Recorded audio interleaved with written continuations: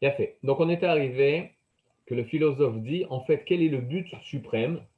Alors, il est vrai que d'après le philosophe de Rabbi Yehuda Levi, qui est présenté ici, il accepte le fait qu'il y a un Dieu, mais ce Dieu est totalement, comme vous l'avez bien compris, déconnecté de ce monde. C'est-à-dire détaché de ce monde, parce que ce monde est changeant, il y a des changements, il y a des évolutions, et Dieu ne peut pas appartenir à ces changements parce qu'il y aurait un manque de connaissance dans les changements, et Dieu est la vérité absolue. Par conséquent, il ne s'occupe pas de ce monde qui est sorti de lui, qui est émané de lui, ou dont il est la cause première de ce monde. Donc, c'est comme si Dieu était la cause première de ce monde, et ensuite, de cause en conséquence, et de cause en conséquence, le monde s'est développé et la créature s'est développée. Le but du philosophe, c'est justement de se rattacher à la sagesse de ce monde, à la sagesse ultime de ce monde. Cette sagesse ultime s'appelle, on l'a vu la semaine dernière, Sechel Apoel. C'est quoi Sechel Apoel? Sechel Apoel, Poel, ça veut dire agir. Sechel, c'est l'intellect. En notion philosophique, ça s'appelle l'intellect agent. Alors, je ne vous cache pas qu'il y a énormément d'explications, quoi. Il y avait beaucoup de discussions. Que pensait Aristote quand il parlait de Sechel Apoel, d'intellect agent? Mais d'après ce qu'on comprend de Rabbi Yehuda Levi, c'est c'est toutes les valeurs, toutes les idées, tous les idéaux de ce monde qui sont contenus dans ce Sechel, dans cet intellect-là, et que le philosophe doit atteindre.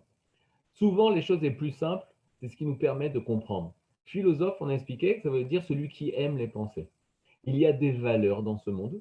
Ces mêmes valeurs sont portées par cet intellect supérieur, il appelle donc l'intellect agent. Et nous, on doit, en tant qu'homme, réussir à développer notre intellect passif pour pouvoir qu'il arrive à comprendre les valeurs comme elles sont perçues par l'intellect agent. Je vous donne un exemple très simple. Par exemple, il va avoir une valeur dans ce monde qui est l'amour. L'amour, qu'est-ce que l'amour? Et le philosophe a le devoir de comprendre l'amour dans sa pureté la plus élevée. Qu'est-ce qu'il veut, le philosophe? Pas forcément aimer, pas forcément faire des actes envers Dieu, etc. Dieu, il ne s'en occupe pas. Et là, il y a une valeur dans ce monde qui s'appelle l'amour. Il va falloir qu'il arrive à comprendre qu'est-ce que l'amour véritable. Et une fois qu'il aura compris qu'est-ce que l'amour véritable, il sera à l'image de cet intellect, de ces connaissances-là.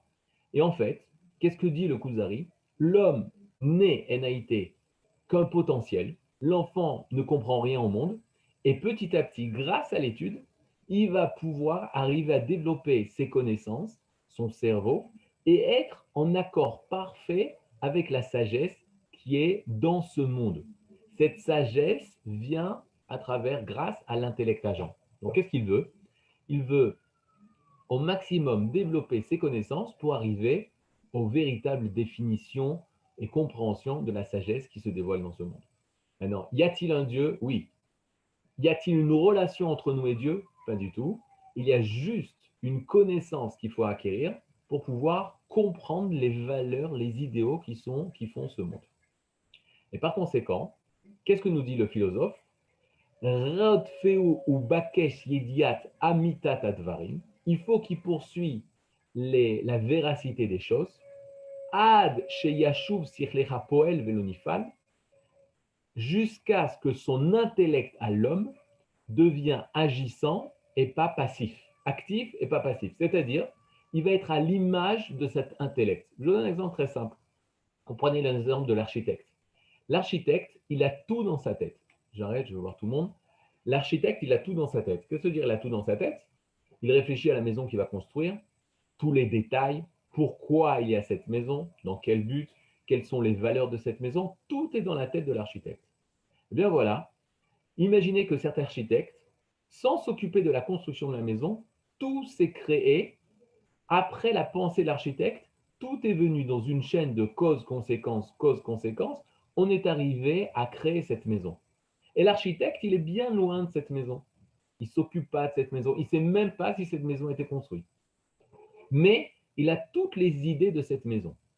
Alors, le philosophe, qui se trouve dans cette maison, va devoir essayer de comprendre pourquoi cette maison, qu'est-ce que cette maison, quelles sont les valeurs portées de cette maison, de quelle façon cette maison a été construite, etc., etc. Mais il va y avoir une chose terrible, c'est que le rapport qu'il y aura entre ce philosophe et l'architecte de la maison, il n'y a aucun rapport. Ils ont juste des idées communes, des connaissances communes.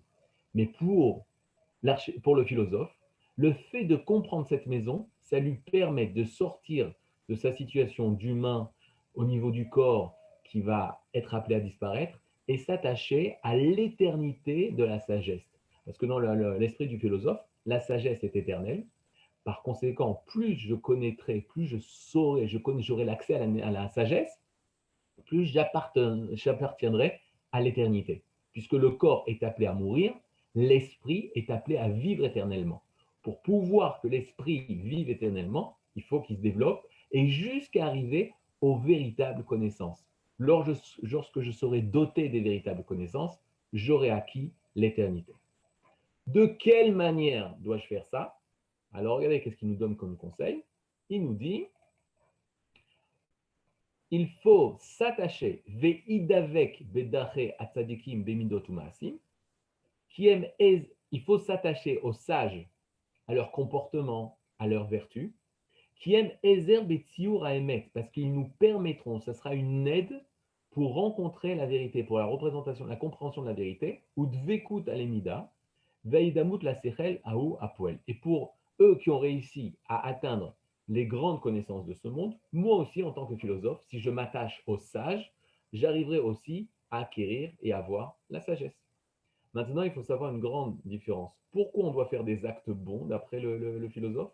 Pourquoi on doit avoir des bonnes vertus? Que ça soit uniquement une aide pour acquérir les connaissances.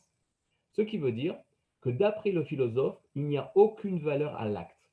L'acte a seulement une valeur d'aide. Si je peux me passer de l'acte et que j'arrive directement à la connaissance sans les actes, cela suffit. Parce que je dois avoir juste une connaissance, philosophie. J'aime la pensée, j'aime connaître, sans forcément réaliser dans les actes le bien, la charité, l'amour, etc.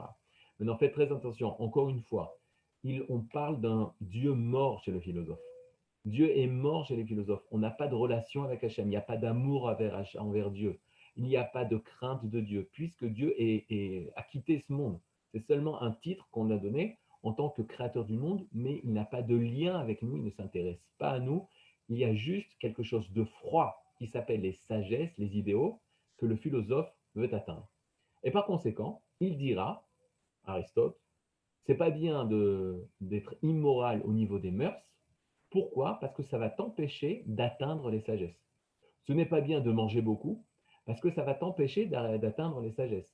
Mais si tu peux te comporter de manière immorale sans que ça t'empêche d'arriver aux sagesses, parce que tu as une âme particulière, alors il n'y a aucune conséquence d'agir le mal, puisque tant que ça ne t'a pas empêché, mis un obstacle face à la connaissance de ces sagesses-là. Donc tu peux être une personne qui se comporte mal, mais à partir du moment où tu as la connaissance du bien, à partir du moment où tu as la connaissance de ce que c'est l'harmonie, à partir du moment où tu as la bonne définition de ce que c'est l'amour, alors cela suffit entièrement au philosophe.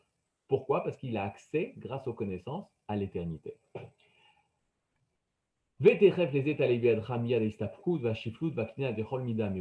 Et par conséquent, alors plus tu seras attaché aux sagesses, plus tu pourras acquérir des choses dans ce monde, tu seras plus attaché à ce monde matériel qui t'empêche de grandir, imagdal al sibarishona, jusqu'à arriver à la connaissance de la cause première. C'est pas pour le satisfaire. Vélo lasir melachakitpo, c'est pas pourquoi tu vas arriver à la connaissance de la cause suprême, on peut appeler ça la cause divine. C'est pas pour plaire au divin, ou c'est même pas pour empêcher que le divin te punisse ou te donne des récompenses. Aval bavour aïdamut el la poel. C'est seulement pour s'attacher à l'intellect suprême, l'intellect agent, bifrinat a emet, pour connaître la vérité, mais si pour kol davar bemashur raoulo ve'amenato kasheru ve'ele amidot asechel. Et tout ça, c'est les vertus de l'intellect. C'est-à-dire que l'homme se résume uniquement au sechel, à l'intellect froid, rationnel. On appelle ça Etzadat Tovara, l'arbre de la connaissance du bien et du mal. Et on est très loin de la vie. Le philosophe ne vit pas, il réfléchit. Je pense, donc je suis. C'est seulement la pensée qui, pour lui, résume toute la vie. Or, il y a la vie, mais le philosophe ne s'intéresse pas à ça. וכאשר תהיה על תכונה הזאת מן האמונה, אל תחוש על איזו תורה תהיה ובאיזו דת, ובאיזה מעשה, ובאיזה דיבור, ובאיזה לשון אתה מרומם. Maintenant, tous les moyens sont bons. Tu peux choisir n'importe quelle religion. Tu peux choisir n'importe quel acte religieux. À partir du moment où ça t'éveille ton cœur de te donner la force de comprendre le divin, alors tu peux être chrétien, tu peux être juif, tu peux être musulman, tu peux être taoïste ou tu peux être philosophe pas religieux. Parce que tout le but, c'est de t'entraîner à vouloir connaître les connaissances, soit par le biais de la religion ou même sans religion. Et même le philosophe propose ou bédé la dat, invente-toi une propre religion. La Akniya. Pourquoi? Parce que le but, c'est de savoir qu'il y a une cause première, qui est la cause de tout, et tu dois être attiré pour pouvoir la comprendre. Mais pour ça, tu peux choisir ta religion et t'inventer une propre religion qui va te motiver à vouloir t'élever, à vouloir apprendre, à vouloir t'asseoir. Il faut être motivé pour ça. Alors invente-toi une religion. Ou les Romains, ou Shaber, le Negra, Midotera, ou Etera, Vanchemidatera. Pour que les gens te suivent, il faut que tu aies une religion qui va être la plus adaptée pour arriver à la connaissance de la sagesse ultime. Et même son primaléa, au car les Hadat Animusim Asirlim, prend une religion existentialiste. Asher Hibro à philosophie que les philosophes ont inventé, Vessi Megamatra avec un razor nafshecha. Et l'essentiel, c'est de purifier ton âme, c'est-à-dire de t'enlever tout ce qui est corporel dans l'âme pour ne pas, Chazve Shalom, t'empêcher d'acquérir, de t'élever au niveau spirituel des connaissances. וכלל של דבר, בקש זו חלף באיזה אופן שייתכן, לך אחרי שהתרתמים כלל החוכמות, על אמיתתן, il faut que ton cœur soit pur pour arriver à la vérité, ואז תגיע לבקשתך, רצוני לומר, הידבק ברוחני. Et là, tu réussiras ton vœu, ton désir le plus profond, idavek baruchani, s'attacher au spirituel, aux connaissances, aux définitions spirituelles, aux définitions de la sagesse. Retsoni lomar, asechel apoel, c'est ce qu'on appelle l'intellect agent. Le but, c'est de s'attacher à l'intellect agent. Vevshar shinabe otra, biodira atidot, bachalomot amiti umoron emanot. Et de là va découler de toi la sagesse, et c'est ce que j'appelle la prophétie, c'est-à-dire tu vas avoir des connaissances tellement profondes de ce monde, tu vas découvrir des grands secrets qui étaient jusque-là cachés, ça va être comme des rêves, ça va être comme des prophéties, et tu comprendras mieux encore ce monde. C'est-à-dire, à ce niveau-là, après cette longue dissertation du philosophe, le Meller des Kouzarim répond, le roi des Kouzars, des Kazarim, des Khazars répond. Amar Kuzari, le Kuzari dit, Roe ani dvarecha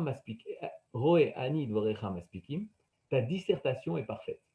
Ar ena mefakim leshelati, mais ils ne viennent pas répondre à mon besoin. Mipne shani yodea beatzmi ki nafshizaka. Parce que tu parlais tout à l'heure qu'une personne avait besoin de travailler sur lui-même uniquement pour pouvoir s'élever spirituellement. Or, mon âme est pure et je veux, oui, m'élever spirituellement. Umaasa yesharim nirtzonabore. Et mes actes sont parfaits justement pour atteindre le Créateur. Vim kolze, mais malgré tout, aïta tshuvati, la réponse qui m'a été donnée dans mon rêve, qui a maaseazé enenu nirtse. Or, dans mon rêve, l'ange, le divin, m'a transmis un message comme quoi mes actes n'étaient pas bons. Afalpi, shakavana retsuya, même si mon intention était bonne. Ven safek, chez yesh maase, chez unirtsa beatzmuto, lo kefi amarchavot. Il est clair qu'il y a un acte parfait, pas selon les pensées. Et là, de quoi on parle? D'après le philosophe, le but, c'est d'atteindre les connaissances de la sagesse. Or, il dit, toutes les religions sont bonnes, puisque la religion, ça va être un moyen de vouloir chercher la sagesse. C'est-à-dire? Mais non, je fais un parallèle avec la Torah. La Torah nous dit l'essentiel, c'est Talmud Torah Keneged Kulam. L'étude de la Torah est avant toutes les autres mitzvot. Donc nous aussi, on met en avant l'étude, la connaissance, la sagesse, Talmidei Chachamim, les sages qui sont tout le temps. L'érudit dans la Torah est appelé Talmid Chacham, l'étudiant de la sagesse. Il ne cesse d'étudier. Le Ham Israël a toujours mis l'étude en avant. Donc on pourrait confondre que le philosophe et le juif du Talmud, ils sont les mêmes, ils veulent acquérir la sagesse. La différence est très simple. C'est que dans le juif qui veut apprendre, il veut rencontrer Hachem. Il veut avoir une relation intime avec Akadosh Baruch Hu. Il veut s'éveiller à l'amour de Dieu, s'éveiller à la crainte d'Hachem. Alors que le philosophe, Hachem n'existe pas pour lui dans ce sens où il n'y a pas de lien entre lui et Dieu, seulement avoir les connaissances pour les connaissances. Or, d'après le philosophe religieux, les religions peuvent aider à motiver la personne à vouloir chercher, à étudier les sagesses divines. Mais juste uniquement pour connaître les sagesses divines, pas pour se lier avec Dieu. Or, le Meller des Khazars, le roi des Khazars, a vécu, a expérimenté une relation très particulière avec Dieu, où Dieu lui dit, tu as une bonne intention. D'après le philosophe, cela suffirait. Cette bonne intention lui permet de s'élever, de connaître la sagesse divine, le Sechel HaPoel, l'intellect agent. Or, on voit que dans ce même rêve, le divin lui parle et lui dit, ton acte est mauvais, tes actions, elles sont mauvaises. Ce qui veut dire qu'il y a une importance aux yeux du divin des actes. Or, d'après les philosophes, les actes n'ont aucune valeur. L'essentiel, c'est de connaître les sagesses, connaître la vérité, mais pas la réaliser dans les actes, pas la réaliser dans la vie, pas être vivant de vérité, pas dévoiler la vérité dans son être, pas emmener la vérité dans ce monde, pas avoir des actes parfaits. Dans la tête du philosophe, l'acte parfait n'existe pas. Il n'a pas aucune importance aux yeux du divin, puisqu'il ne s'intéresse pas à nous. Or, le roi des Khazars nous dit, mon expérience est totalement différente. J'ai vécu un dévoilement divin qui m'a dit que l'acte est important. Maintenant, je vous pose une question. Est-ce que c'est une bonne façon de repousser le philosophe ou une mauvaise façon de repousser le philosophe? À vous, je vous écoute. C'est un peu bizarre que le philosophe ne l'ait pas vu avant, cette réponse. Il me semble que c'est une bonne réponse et qu'on pourrait résumer en disant je suis donc je pense plutôt que je pense donc je suis. Je suis donc je pense. C'est exactement ce que la Torah dira. Je suis donc je pense. Je suis donc je peux penser. Et la pensée ne résume pas à nous toute la vie.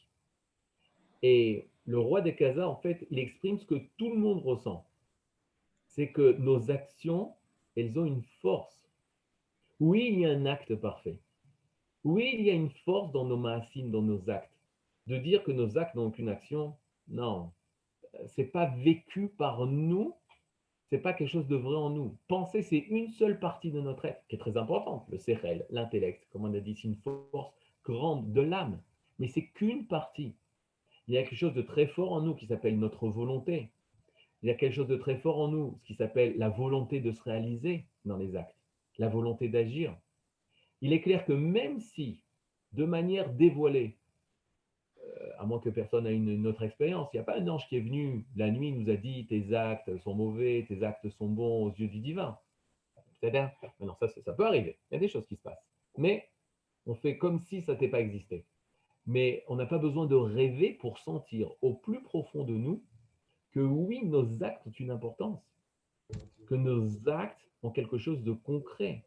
On est prêt à sacrifier notre vie pour réaliser, pour faire des actes bons. Et on est prêt à sacrifier notre vie pour s'empêcher de faire des actes mauvais. Car oui, il y a une importance, une vérité dans notre vie, il y a une vérité dans les actes. Et donc, c'est ce qu'il veut exprimer le roi des Khazars. Il veut dire, nos actes, ils ont une signification. Toi, le roi des philosophes, le maître des philosophes, tu dis qu'il n'y a aucune valeur dans nos actes. Ce que je ressens, moi, j'ai vécu une autre expérience.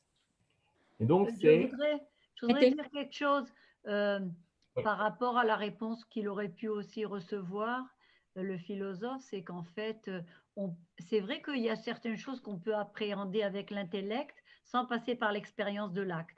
Je sais pas, par exemple, le feu, tu n'as pas besoin de mettre ta main au feu pour savoir que ça va brûler parce ça atteint une certaine température, donc tu n'as pas besoin de te brûler la main pour comprendre donc tu n'as pas besoin de passer à l'acte. Mais je pense qu'il y a des choses qu'on ne peut pas appréhender avec l'esprit, mais seulement avec les sentiments, le cœur, etc. C'est ça que j'aurais répondu. Et cette vérité-là, des fois, on ne peut pas l'atteindre par la pensée. Mais lui, le problème, c'est que le philosophe, il dit, mais ça ne m'intéresse pas, justement. Parce que le niveau du sentiment, c'est le niveau animal. Le niveau des actes, c'est le niveau du corps. Or, le corps est appelé à disparaître. Et donc, il faut arriver à dire que le émet, une partie du émet, c'est justement que ce émet se dévoile dans nos actes. C'est-à-dire, je veux que le émet, mon acte doit être celui qui va faire passer la vérité dans ce monde. C'est-à-dire, je permets à cette vérité de se réaliser dans ma vie. Ma vie doit être à l'échelle de la vérité. Or, toi, le philosophe, tu ne t'intéresses pas à ce que le Hémet se dévoile dans mon être, juste dans mon intellect, que je connaisse le Hémet, que je comprenne le Hémet, mais pas que le Hémet se dévoile. Rav Et donc, Partosh, oui, et nous disons Kol Maaseh b'Marshava Tchila. Ok, זאת אומרת que nous faisons référence quand même à notre pensée, que la pensée est importante. Disons, le philosophe, il dit qu'il n'y a que la pensée, mais nous, la pensée, elle est liée à acte. Le Kuzari, il a raison de dire, je ne comprends pas ta réponse, ta réponse ne me convient pas parce qu'il ne donne pas la réponse à sa question. Chez Maasai Lotovim. exactement. C'est comme ça qu'il repousse. C'est-à-dire, moi, j'ai rêvé qu'il y a un acte qui est bon, et c'est le divin, la vérité, qui m'a dit qu'il y a un acte bon. Donc, je ne peux Mais pas. il y a quand même un lien entre Marshava et Maaseh. Alors, d'après le Kuzari, c'est que le Maaseh est la concrétisation de la pensée. L'acte doit être la concrétisation de la pensée. À Kuzari. Oh, okay. Le Rabbi Yehuda Alevi, dans le Kuzari, dans la bouche du roi des Khazars, il veut exprimer que l'acte, c'est-à-dire que les mitzvot, on fait par rapport à la Torah, les mitzvot, si elles ne sont pas du émet de la vérité, et qu'elles ne dévoilent pas, qu'elles n'amènent pas la vérité dans cette terre, on ne sait pas les mitzvot. La mitzvot, c'est le but, c'est d'amener la vérité sur cette terre, d'emmener le émet sur cette terre. Or, le philosophe, ça n'intéresse pas dans cette terre. Eux, il veut seulement, c'est un peu un yéhouch, un désespoir de ce monde. Parce qu'il parle justement que le corps va être appelé à disparaître. Je vous rappelle que nous, le corps va être appelé à être immortel. Ici, ça commence de ça. Il me semble que le philosophe est coincé dans la nostalgie à l'origine. C'est-à-dire que le philosophe, lui, il lui manque le départ. Oui, c'est ça. Et cette nostalgie de l'origine fait qu'il ne peut pas l'affronter dans le sens qu'il y a la douleur de la séparation et que pour éviter cette douleur, il va dans l'abstraction. Parce que justement, il lui manque, dans la mythologie grecque, c'est ce qui exprime ce que l'humain peut arriver à comprendre, il commence pas par le premier verset de la Torah, il commence par Ve'aretz haïta tohu vavohu, et la terre fut tohu bohu. Donc, il lui manque le premier verset qui dit pour Réchit, Elohim a créé le ciel et la terre. Il lui manque le verset, cette conscience que Hachem veut ce monde. Il y a une volonté dans ce monde. Ça, c'est la base qui nous sent rentrer dans tous les détails de la philosophie. Les philosophes disent qu'il n'y a pas de volonté de Dieu dans ce monde. Et nous, on crie haut et fort, il y a une volonté du divin dans ce monde qui va se réaliser jusqu'à l'acte. Et il va donner un exemple, le roi des Khazars, d'où il sait ça, cette histoire, donc de son rêve. Et il dit, regardez une chose extraordinaire. Il dit, Ve'im enonoken, mais si ce n'est pas ainsi, c'est-à-dire si toi, comme toi le philosophe, ou comme tous les philosophes, vous pensez qu'il n'y a point de valeur dans les actes. Malé Edom ou le Ishmaël, que peux-tu dire de Edom et de Ishmaël? Edom, c'est toute la chrétienté. Ishmaël, c'est tout l'islam. Donc comment tu peux dire que les chrétiens, le monde chrétien, et le monde musulman, qui se sont divisés le monde et qu'ils se battent l'un contre l'autre. Et chacun, puisqu'ils sont pleins de dévotion envers leur Dieu, par rapport à ce que dit le philosophe, c'est très bien de vouloir s'élever vers le divin. C'est une personne religieuse qui s'est séparée des volontés de ce monde pour suivre une loi du divin où il va prier, où il va jeûner, où il va se mortifier, etc. Ou megamato la rogue et travero, et lui il est prêt à tuer autrui. Veu ma'amin sharigato tzedaka gdola, et lui vient à penser que tuer un mécréant, si c'est un chrétien par rapport à un musulman, si c'est un musulman par rapport à un chrétien, il est prêt à tuer parce qu'il pense que ses actes sont justes, et non seulement ça sera voulu par le divin et ça lui permettra de se rapprocher du divin, Venilchamim zebazé, ils se battent les uns contre les autres. Vekol echad ma'amim ki alichato el Gan Eden. Et tout le monde pense que cette guerre sainte va les emmener au Gan Eden. Ve'amen ishnehem ze davar shelo yitachem etzel hasechel. Et d'après ce qu'on vient de dire, tout est seulement au niveau de l'intellect, les actes n'ont aucune valeur. Or, tu vois que des personnes qui vivent, qui sentent que leur acte est tellement important, qui sont prêts à mourir ou à tuer à cause de ces actes. Et toi, tu veux dire que non, il n'y a que vous qui avez raison, les philosophes, par rapport à la grande majorité du monde qui est religieux, qui est prêt à mourir pour cette religion. Et qu'est-ce qu'elle dit cette religion? Il faut faire des actes comme ça et pas des actes différents. Donc, les religions sont une preuve que l'humain est marqué par l'importance de l'acte, ce qui est faux d'après dans le langage des philosophes. Amara philosophe, et donc le philosophe y répond, En bedat a philosophim, dans la religion des philosophes, il n'y a pas de harigat echad milu mipne shemegamatam asechel. On ne peut pas accepter, dit le philosophe, une guerre de religion parce que le but est l'intellect. Et donc, le but, c'est d'atteindre les connaissances divines. Or, les guerres, c'est d'atteindre le physique. C'est la question, elle est au sujet du physique, au sujet de l'acte, au sujet de comportez-vous comme nous, on se comporte. Ayez la religion que nous avons. Soyez proches du divin comme nous le sommes, mais dans l'acte. Donc, la guerre, les guerres de religion sont une preuve, d'après le roi des Khazars, que là, il y a un acte parfait, puisque des hommes sont prêts à mourir pour les actes. On sent une vérité dans l'acte. En tout cas, du moins, ça ne veut pas dire que les chrétiens ont raison, ça ne veut pas dire que les musulmans ont raison. Ça veut dire qu'on sent que l'acte a une importance dans l'humain. Et l'humain, il est de vie, il est rempli de vie. Et il vit, il faudra expliquer d'où ça vient, ça, cette volonté de chercher l'acte parfait, de faire des guerres pour que le monde entier puisse réaliser l'acte parfait. Ça s'appelle l'acte de la guerre des religions. Amara Kuzari, le roi des Khazars, lui répond Veze davar shunote mina enmet sel yusin gadam minatam shaolam chadash. והוא שנברא בששת הימים, והשעשי בראשונה מדברת עם ניחם עם אדם, עם הרומים שאומרים מאותו הפילוסופים ידיעת חלקיות. ואם זה יראו כפי מעשה הפילוסופים וחוכמתם, ומינתם השתדלותם, שתהיה הנבואה ידועה בהם ונמצאת ביניהם. D'après tout ton discours, toi, le philosophe, puisque, d'après toi, cet homme qui s'appelle le philosophe s'est élevé à des grands niveaux de connaissances, on aurait attendu, on aurait espéré que parmi les philosophes, il y ait beaucoup de prophètes, des personnes qui dévoilent des secrets de ce monde. Or, on ne voit pas que proche des philosophes, il y a des personnes qui sont surnaturelles, qui soient au-delà du niveau corporel de ce monde, naturel de ce monde. Mipnei davkam berochaniut, tu me parles de personnes qui se sont attachées à la spiritualité. Ils devraient sortir du commun. Or, on ne voit pas que les philosophes sont sortis du commun.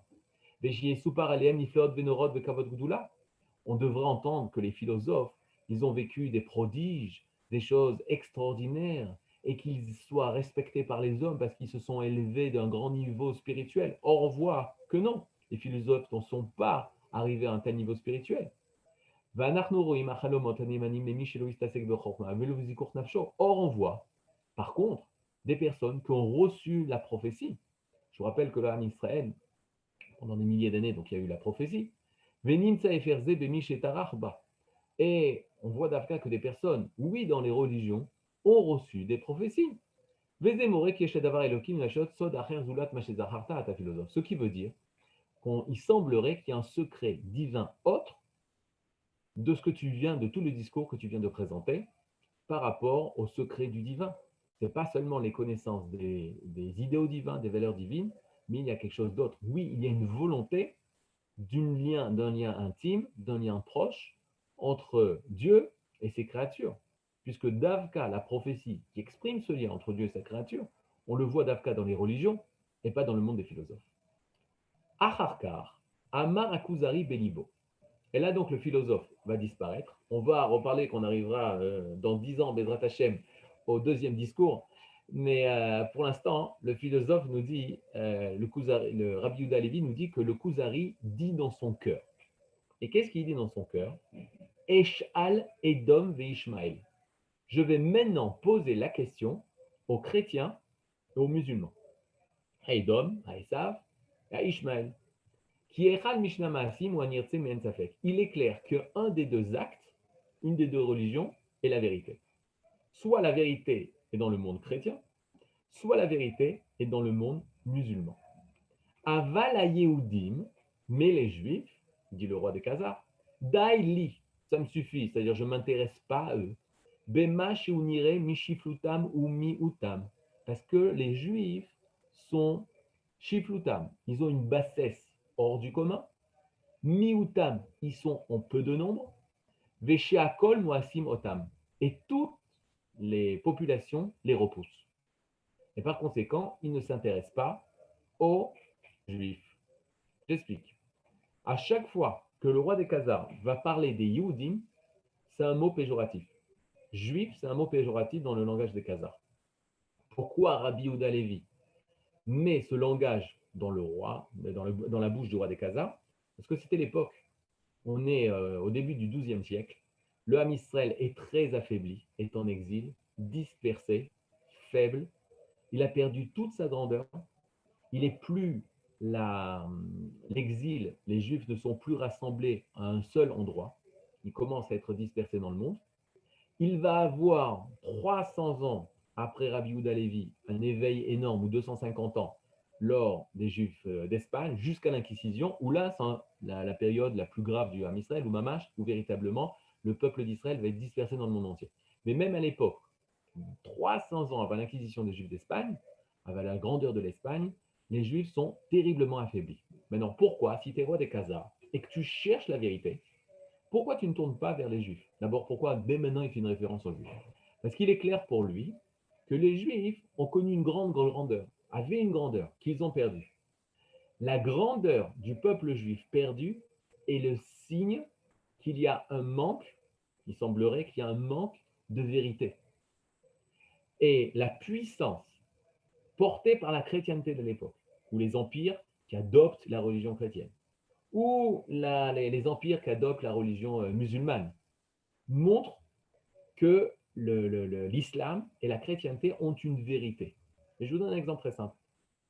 Il était très important pour Akadosh Borou, pour Dieu, lorsqu'il nous a fait sortir d'Égypte, de prendre les richesses matérielles de l'Égypte. On est sorti avec des réchouches, on est sorti avec beaucoup de biens, de l'or, de l'argent, du bétail, etc. Pourquoi? Parce qu'il faut savoir que plus les idéaux sont grands, et plus ils sont vrais, et plus ils sont forts, il faut que la matérialité aille avec. Et je vous donne un exemple d'aujourd'hui. Pourquoi les valeurs de la démocratie, de la liberté, du capitalisme sont des valeurs qui sont diffusées dans le monde? Parce que le référent est par exemple les États-Unis. En deuxième place, l'Occident. Or, on voit que les États-Unis et l'Occident ont ces valeurs-là de démocratie, de capitalisme, ils ne parlent pas au nom du religieux, ou ne forcent pas le monde à être religieux. Ils ont enlevé toute religion. Et on voit qu'ils réussissent. On voit qu'ils sont, au niveau matériel de ce monde, ils arrivent à dominer le monde. Ce qui voudrait dire qu'il y a quelque chose, une philosophie de vie, pas dans le sens des philosophes, une idée de vie, une émouna, qui leur donne cette force de réussir. Donc cette personne a un secret que je veux dévoiler. Parce qu'il a du émettre, il a une vérité. S'il a réussi à dominer ce monde, il y a une vérité en lui qu'il faut que je découvre. Or, si je vois la chrétienté réussir, si je vois l'islam réussir, c'est-à-dire qu'ils ont quelque chose de émettre, de vérité, qui les porte et qui leur permettent d'avoir cette réussite-là. Or, si le peuple juif est totalement est faible, repoussé par les nations, honteux, que les nations ne cherchent qu'à l'écraser et il réussit à être écrasé, la situation d'exil, alors forcément qu'il y a un manque chez eux. Le roi des Khazars ne sait pas de quel manque on parle, mais de point de vue extérieur, il semblerait qu'ils n'ont plus la vérité au niveau des actes. Ils n'ont plus la vérité au niveau de comment réaliser la vérité dans ce monde. Et donc, je ne vais pas leur poser la question, et c'est pour ça qu'il les met en troisième plan. Après la chrétienté, après l'islam, viendra le tour du Ham Israël, mais par défaut, et pas par volonté. Maintenant, venez, on fait l'inverse, l'exercice inverse.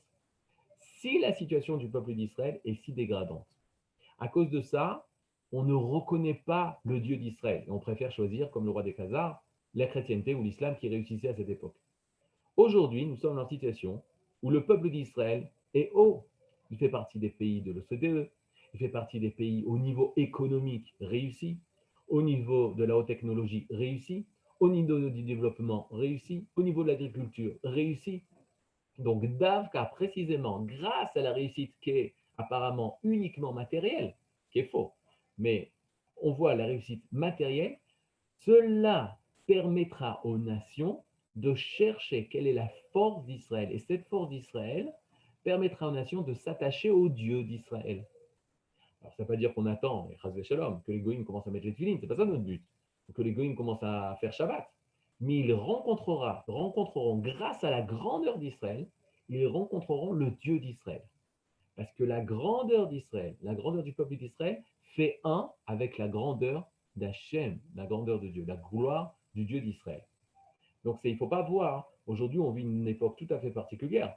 On est 900 ans après Rabbi Yehuda Levi, où l'époque du Ham Israël, et les 900 ans étaient très bas, étaient catastrophiques. Aujourd'hui, c'est un renversement de situation, on est sorti de l'exil, et au contraire, ce n'est pas juste pour la gloire de l'État d'Israël, pour la gloire du peuple d'Israël, c'est pour la gloire du Dieu d'Israël. Et ça va être une manière, un moyen pour pouvoir que le monde entier rencontre la sagesse d'Israël. C'était comme à l'époque du roi Salomon. Je vous rappelle que ça faisait 3000 ans qu'on n'était pas arrivé à cette situation, où on dit que lorsque Shlomo Melech, le roi Salomon, a construit le Beth Amikdash, à l'époque de Shlomo, à l'époque du roi Salomon, on ne pouvait pas accepter des goyim, des non-juifs qui voulaient se convertir. Ils avaient arrêté tous les processus de conversion. Chachamim se pose la question, pourquoi? Réponse, parce qu'il y avait un intérêt à devenir israélien. À devenir israélien, c'était un intérêt économique. Et par conséquent, une personne qui voulait devenir israélien, juif, à l'époque c'était pareil, alors on avait peur que ce n'était pas par amour pour la Torah d'Israël, par amour pour le Dieu d'Israël, mais par intérêt politique, économique. Et c'est ce qui se passe aujourd'hui.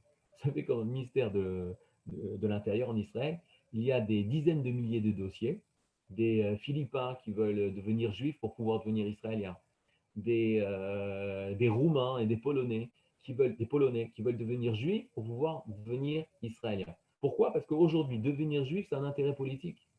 Vous vous rendez compte, il y a 70 ans, où est-ce que le peuple d'Israël était? Qui aurait pu imaginer une seule seconde qu'aujourd'hui, il y a un intérêt économique, un intérêt politique d'avoir une Teudat Zehut, d'avoir sa carte d'identité?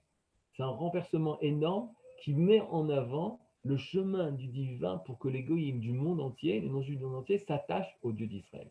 Mais à l'époque de Rabbi Yehuda Levi, cela n'existait pas. Et Rabbi Yehuda Levi prépare, pour ramener la grandeur du peuple d'Israël, prépare ce qu'on vit aujourd'hui. C'est pour ça que ce n'est pas par hasard. Le Sefer HaKuzari n'a jamais été étudié. Il n'a jamais été étudié. Seulement par les grands Admorim. Comment ça se fait qu'aujourd'hui, voilà, on est Yom Rishon, premier jour de la semaine, on s'assoit et on étudie un livre qui a été écrit il y a 900 ans. Parce qu'aujourd'hui, on expérimente ce que Rabbi Yehuda Levi a écrit il y a 900 ans. C'est la grandeur du livre de Kuzari. Ce n'est pas un livre qui a écrit il y a 900 ans qui n'a aucun rapport avec nous. Il va écrire les fondements du peuple d'Israël pour que nous, on prenne conscience de ce qu'on véhicule aujourd'hui, la grandeur qu'on véhicule aujourd'hui. Et pour l'instant, malheureusement, la grandeur dans les yeux des Khazars, ce n'est pas le peuple juif, loin de ça, c'est la chrétienté. Alors regardez qu'est-ce qu'il va demander aux chrétiens. Il va dire, Aval Yehudim Nena, Vekara le Chacham Mechachme Edom. Il a appelé un sage de Edom, un sage de la chrétienté, Vesha Loto al Chochmato ou Maaseu. Il lui a posé la question sur sa sagesse et ses actes. Va Marlo. Et donc, le chrétien lui dit, Ani Ma'amin Bechidush Anivraot. Je crois au renouvellement de la créature. C'est-à-dire qu'avant la création du monde, il n'y avait rien, il n'y avait que le divin, il n'y avait que Dieu. Et Yom Inayamim, un jour, un beau matin, il y a une volonté de créer à partir de rien, ex nihilo. Ou Bekadmut Adbori Idbarach. Dieu a toujours existé. Le divin était là avant la création, contrairement aux philosophes. Veshu bara haolam kulo besheshet hayamim. Il a créé le monde, tout le monde entier, en 6 jours. Bien sûr, on expliquera plus tard. On parle de 6 jours, pas de 24 heures. Même le chrétien, il peut être d'accord sur ça, il n'y a aucun problème. Ne prenez pas à la lettre. 6 jours, les 14 milliards d'années que la science avance. Veshekol amedabrim tsetzai Adam, tous les êtres parlants, c'est-à-dire tous les hommes, sont les descendants du premier homme qui s'appelle Adam, donc il fait référence à Adam Rishon. Vacharechen tsetzai Noach. Et après, ce sont les humains, sont les descendants directs de Noach. Tous sont les Bnei Noach, tous sont les descendants de Noach après le déluge. Il va à l'encontre de la pensée nazie. Il pensait que la race aryenne était une prédiluvienne, une race prédiluvienne qui a été sauvée du déluge et qui ne descend pas de Noach. Velav em mityachasim kulam. Et tous les hommes se réfèrent à Noach. On les appelle les enfants de Noach. Vesheyesh labore ashgacha labruim.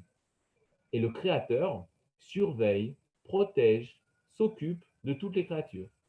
Vidabkud bamedaberim. Et il s'attache à l'être parlant. Veketzet verachami vedibur verot vagilot lenivia vechasidav. Et il dévoile sa miséricorde, sa colère, et il parle, et il montre des visions prophétiques, et il se dévoile à ses prophètes, vachasidav, à ses hommes pieux. Est-ce que jusque-là, on est d'accord avec les chrétiens? Bien sûr qu'on est d'accord avec les chrétiens. Jusque-là, tout va bien.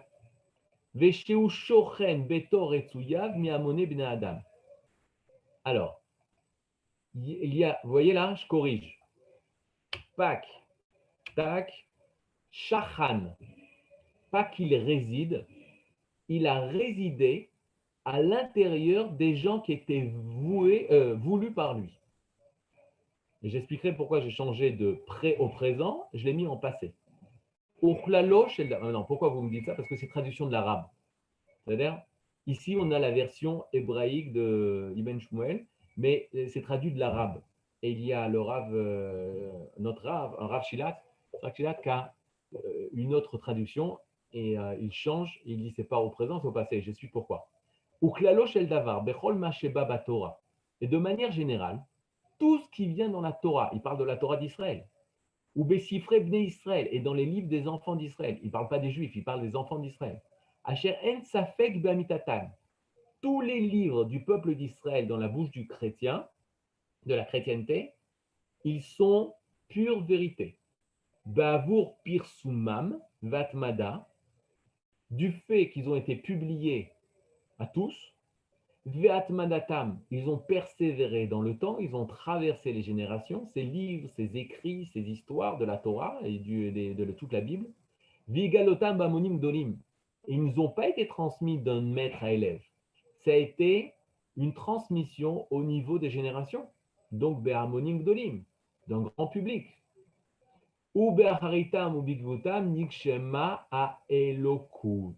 Et là, tout commence. Mais à la suite des enfants d'Israël, Nikshema a Elokut. La parole est devenue chair, comme disent les chairs, C-H-A-I-R-E. Le divin est devenu matériel. Ok? Excusez-moi, là, vous allez être un peu choqués. Le divin est devenu matériel, c'est matérialisé. Vaya Ubar Berechem Betula. Et il a été embryon dans la matrice d'une femme vierge. Minesiot Bnei Israël, qui faisait partie des femmes importantes d'Israël. Veyalda Oto, et elle a engendré le Dieu qui s'était matérialisé en embryon. Enoshi Anire, humain d'une manière dévoilée, c'était un bébé. Eloi Anistar, mais en fait, c'était Dieu lui-même. Navi Shaluach Banire, de manière extérieure, il était prophète. Eloha Shaluach Benistar, mais en fait, c'était Dieu lui-même de manière cachée. Vehu Hamashiach, et c'est le Messie. Anikra Ben Elohim, qui est appelé le Fils de Dieu. Vehu Haav, il est le Père. Je vais m'évanouir, mais ce n'est pas très grave. Ve'aben, il est le Fils. Ve'ruach HaKodesh, et il est le Saint-Esprit. Amen. Ve'anachnu meyachim. On est le bonjour en plus. Ve'anachnu ameyachadim amitato, et nous unifions amitato sa vérité, Veinire aleshenunu ashilush, et nous prononçons la Trinité, c'est-à-dire Kadosh, Kadosh, Kadosh, Aav, Aben, Ruach HaKodesh, le Père, le Fils, le Saint-Esprit, Naminbo, Beshrino, Betor, Ben Israël, et Chavod Lahem, nous croirons dans sa présence divine dans le peuple d'Israël, Kacher, Aïnyan, Elokim, Yitbak Behem, comme c'était attaché au peuple d'Israël la Inyan Eloi, la présence divine, le sujet divin, jusqu'à ce que le peuple d'Israël s'est révolté contre lui, contre ce Mashiach, Vetaluhu, et qui l'ont pendu. Veshav Ketzef Matmid Alehem, et à cause du déicide d'avoir tué le Dieu, déicide, Velo Amonam Varetsonam, la Yechidim Alchim Achamasha, et donc Shava Ketzef Matmid Alehem. La colère divine s'est déversée sur eux de manière permanente, sur eux et leur ensemble. Aolchim, seuls des individus qui vont suivre le Mashiach, ce Mashiach vont être sauvés.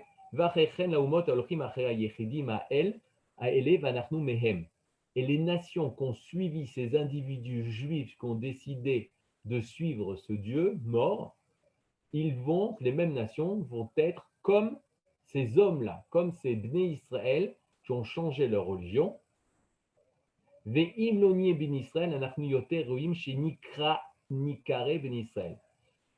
si nous n'étions pas les Bnei Israël, nous sommes plus aptes à être appelés les Béné Israël, les enfants d'Israël, parce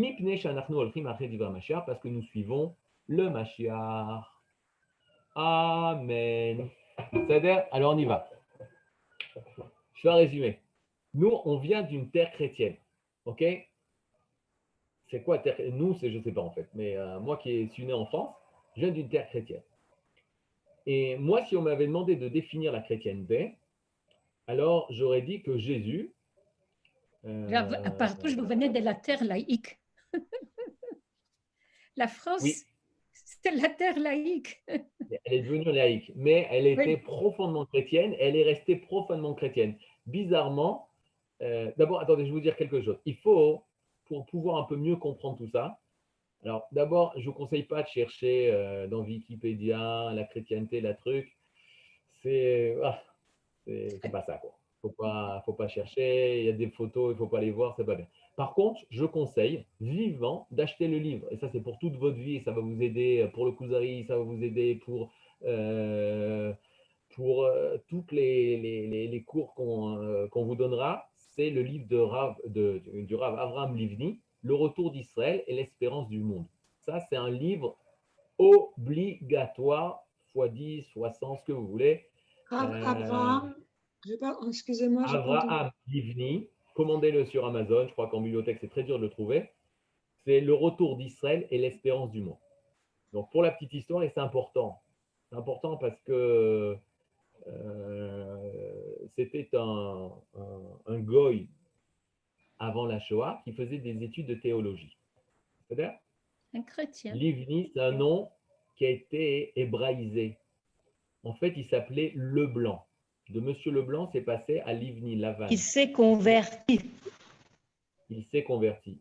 Mais plus, c'est pas juste un goy qui s'est converti. Il faisait des études de théologie pour devenir grand prêtre chez les chrétiens. C'est-à-dire, maintenant, cet homme-là, lorsqu'arrive la Shoah, lui, il est dans ses études théologiques chrétiennes et il n'arrive pas à comprendre comment la chrétienté ne fait rien par rapport à la Shoah. Ne fait rien, n'a rien fait, ne veut pas faire. Il commence à revoir les sources et à comprendre la vérité. C'est quoi? C'est que j'avais pendant longtemps, après j'ai arrêté de le faire, mais pendant longtemps, je ne sais pas si David se rappelle, à la Yeshiva, on montrait un film. Un film, c'est Amen. C'est-à-dire, vous connaissez le film Amen? Non. Amen, c'est le film qui a été basé sur le livre du Le Vicaire, ce fameux prêtre qui, en Allemagne, va essayer de faire bouger la chrétienté jusqu'au pape pour pouvoir que Pie XII, c'est une histoire vraie, pour pouvoir que Pie XII parle et défende les juifs. Et là, il se rend compte que la chrétienté ne veut pas.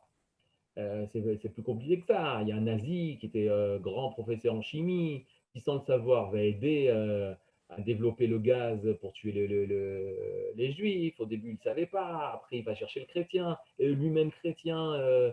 Et ils comprennent que la chrétienté ne veut rien faire pour ça. Et à la fin, ce même vicaire, ce même prêtre chrétien, curé, il va lui-même se livrer dans un camp où les juifs vont être brûlés. Et il s'habille de sa soutane de curé, et il met une étoile de David. Et à la fin, je vous conseille de ne pas obligé de regarder le film, mais le film, nous qui venons d'une terre qui est influencée par la chrétienté, on a l'impression que la chrétienté, tout est gentil, tout est joli, bon, c'est pas notre religion, ça s'arrête là. Mais c'est beaucoup plus profond que ça.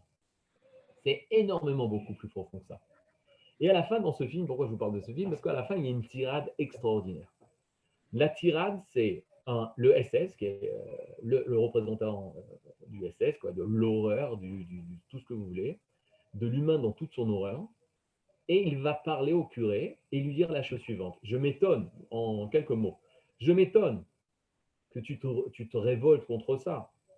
Alors, écoutez cette phrase, que nous, les nazis, nous sommes en train de réaliser dans les fours crématoires ce que l'Église disait oralement dans les églises pendant 2000 ans. Cette volonté de détruire Israël, de détruire les Juifs, parce que dira la chrétienté, nous sommes le virus Israël, alors qu'ils étaient le virus Israël. Nous sommes le virus Israël, le vrai Israël. C'est ce qui leur a donné la force de permettre de verser le sang des Juifs. La chrétienté, dans sa pensée, pas les hommes chrétiens. Moi, encore une fois, j'avais un ami corse, il était chrétien, il était tout gentil, mais la pensée chrétienne. Et une personne qui va réaliser la pensée chrétienne dans toute son horreur, c'est crier la fin. Est-ce que Hitler était chrétien? Non. Mais il s'étonne. Non. Non. Alors. Et non, mais alors, le SS, il dit, nous, on a un compte par rapport aux Juifs, mais on a le même projet commun avec vous, les chrétiens. Puisque vous aussi, vous dites que le peuple d'Israël, c'est un virus. Vous aussi, vous dites que le peuple d'Israël, les Juifs, ont été maudits par le Dieu, ils doivent disparaître. Vous aussi, vous pensez que le monde va mal à cause des Juifs. Vous vous rappelez, vous vous rappelez pas, mais dans toute église, tu as des statues représentant, ça c'est l'ange de lui, ça c'est Saint-Pierre, ça c'est truc, etc. Saint-Pierre, regarde, il y en a qui disent que c'est un Juif, c'est une histoire extraordinaire. Mais bon, il y a une statue, il explique ça dans le livre de Abraham Livni, une statue avec un bandeau comme ça. Et c'est quoi cette statue avec le bandeau? Ça représente la synagogue. La synagogue qui se bande les yeux, parce que Kilou, elle a plus. C'est à Strasbourg. Oui, c'est à C'est la cathédrale de Strasbourg. La cathédrale de Strasbourg. Maintenant, ça, c'est quoi? C'est que justement, il n'y a pas de discussion avec la chrétienté. La chrétienté crie haut et fort la destruction d'Israël. Parce que nous sommes le vrai Israël. Maintenant, si vous parlez de l'Europe, où la chrétienté a été acceptée comme la religion, même si on essaye de s'en sortir, etc., tous les soulèvements antisémites, ils sont portés par 2000 ans de chrétienté. Pourquoi Davka la Shoah s'est passée dans un territoire chrétien? Parce que le territoire était prêt à accepter que les Juifs n'avaient pas leur place dans ce monde. Comment ça se fait qu'en France, où des gens illuminés tels que la France, on retrouve encore des élans d'antisémitisme en 2020, en 2021? Comment se fait-il? Parce que c'est très profond, ancré au fond de la conscience européenne. Comment ça se fait que l'Europe s'oppose d'une façon tellement virulente à l'État d'Israël et met en avant et aide tous nos ennemis? Parce qu'encore une fois, la pensée chrétienne qui est derrière tout ça. C'est-à-dire, maintenant, moi, quand je sors d'un pays comme la France, si on me demande qui est Jésus, j'ai une seule chose dans la tête, c'est le Fils de Dieu. Mais c'est pas vrai. Alors qu'on connaît, il est le Père, le Fils, il est le Saint-Esprit. Dans la pensée chrétienne, il y a eu des corrections, on a essayé de cacher ça, mais dans la pensée plus chrétienne, Jésus, c'est Dieu. Jésus, c'est Dieu lui-même qui est devenu matière, comme il dit, embryon dans la matrice, dans l'utérus d'une mère, d'une Betula. Donc c'est très, très, très, très fort. Rav Ashkenazi, Manitou, qu'il faisait énormément pour rapprocher la chrétienté. Donc Avraham Livni, il a, dans sa troisième partie, parle de la chrétienté d'une manière très claire.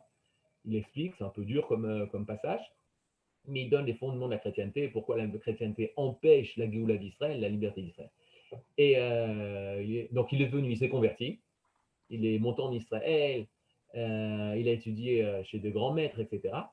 Mais il est niftar. Alors qu'il avait prévu d'écrire un livre, le livre Rendez-vous à Séhir. C'est quoi Séhir? C'est la terre de Esav. En fait, il y a une rencontre ratée entre Yaakov et Esav. C'est Yaakov, nous, le peuple d'Israël, on doit de nouveau faire la paix avec Esav qu'on n'a pas faite.